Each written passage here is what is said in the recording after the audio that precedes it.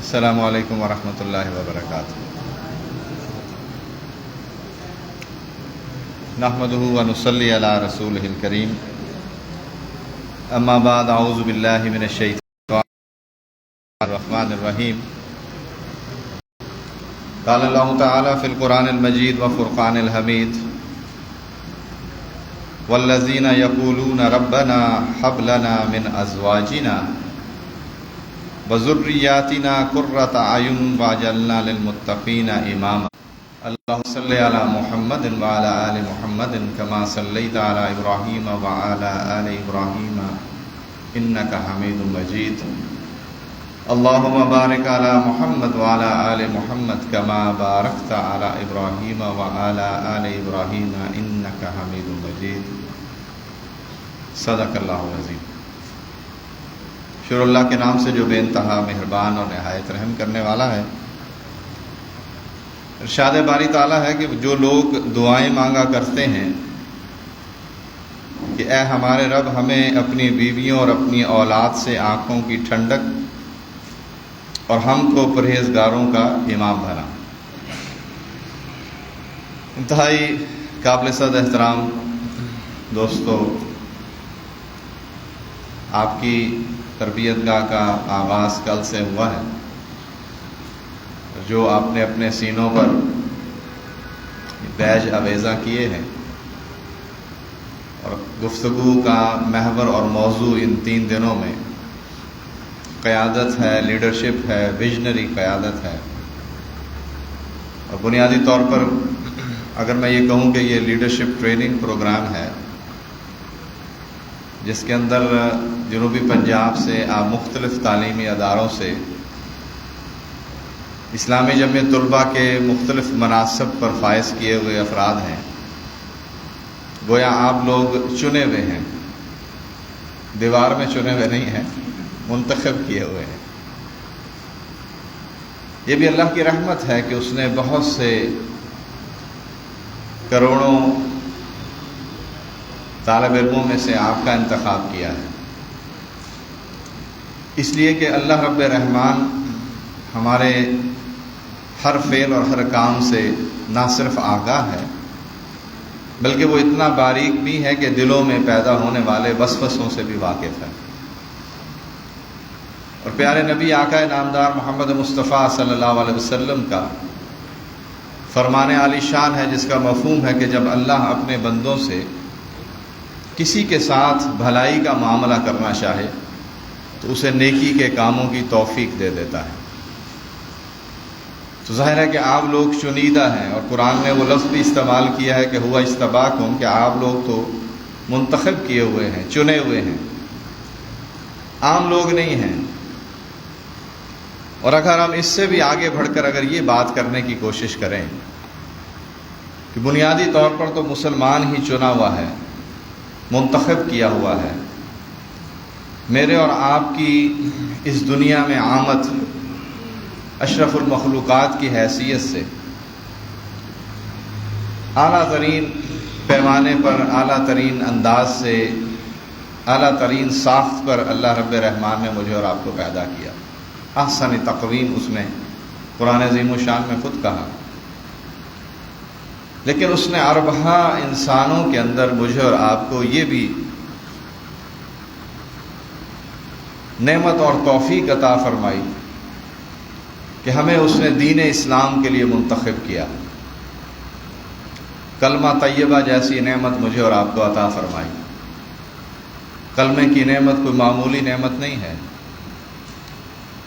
ہمیں اس کا احساس اس لیے نہیں ہے کہ یہ ہمیں بن مانگے ملی ہے۔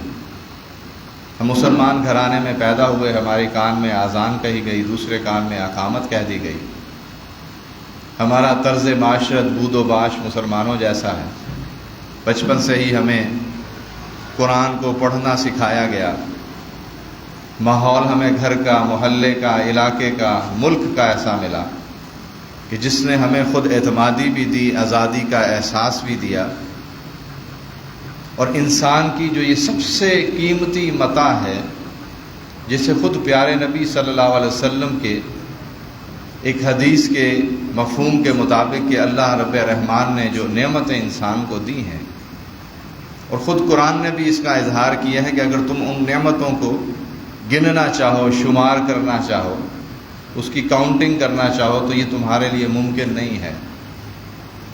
ان تمام نعمتوں میں جو سب سے بڑی نعمت ہے اس نے کلمے کی نعمت عطا فرمائی،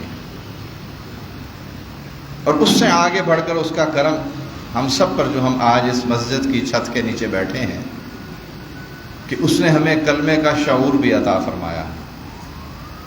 کلمہ پڑھنے کے نتیجے میں جو عظیم الشان ذمہ داری بحیثیت انسان، بحیثیت سے امتی مجھ پر آپ پر عائد ہوتی ہے، ہمیں اس کا شعور دیا ہے۔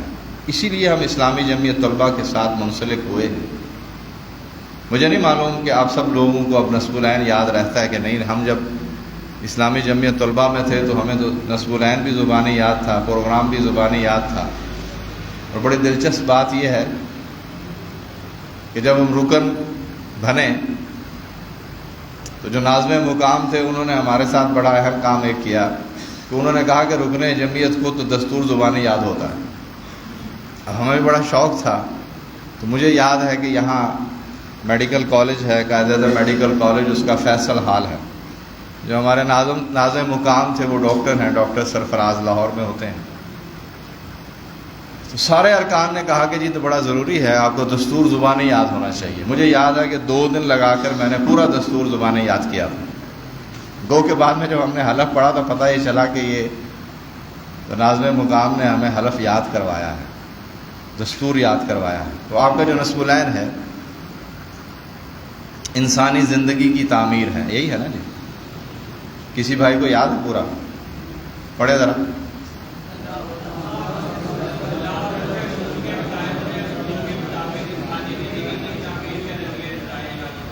بالکل ٹھیک۔ کہنے کو تو یہ ایک فریز ہے، ایک جملہ ہے، لیکن ظاہر ہے کہ یہ ہمارے اس پورے کام کی تصویر کشی بھی کرتا ہے، اس کے حدود اور قیود کا تعین بھی کرتا ہے، اس کی لیمٹس کو بھی بتاتا ہے، اس کے لیے ضروری جو تقاضا یا ضروری جو زاد راہ ہے، زاد راہ انسانی حیثیت سے بھی، کردار کی حیثیت سے بھی، چال چلن، بول چال، معاملات، یہ ساری چیزوں کو بھی ڈیفائن کر دیتا ہے۔ ظاہر ہے آپ لوگ اسٹوڈنٹس بھی ہیں، ڈیفینیشن آپ کے بالکل علم میں ہے کہ ڈیفینیشن جب انسان لکھتا ہے تو اس میں ایک چھوٹی ایک نقطے کی غلطی بھی بہرحال ایک غلطی شمار ہو جاتی ہے۔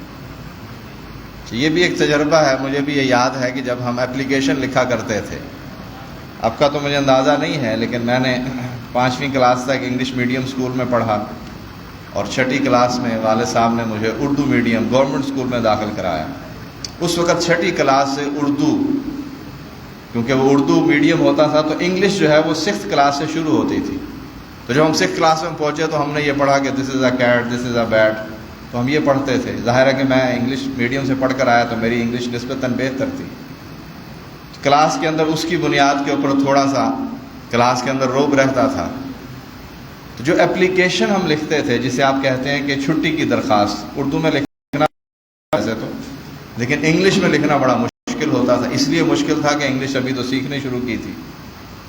تو مجھے یاد ہے کہ وہ ہوتے تو 4 سطروں کی درخواست تھی، لیکن ہم 4-5 جو اسٹوڈنٹس تھے ان کو استاد نے مانیٹر بنایا ہوا تھا کہ جو اپلیکیشن یہ 40 یا 50 کی ہماری کہیں پر کوما یا فل سٹاپ بھی نہ لگایا ہو تو وہ ایک غلطی شمار ہوگی۔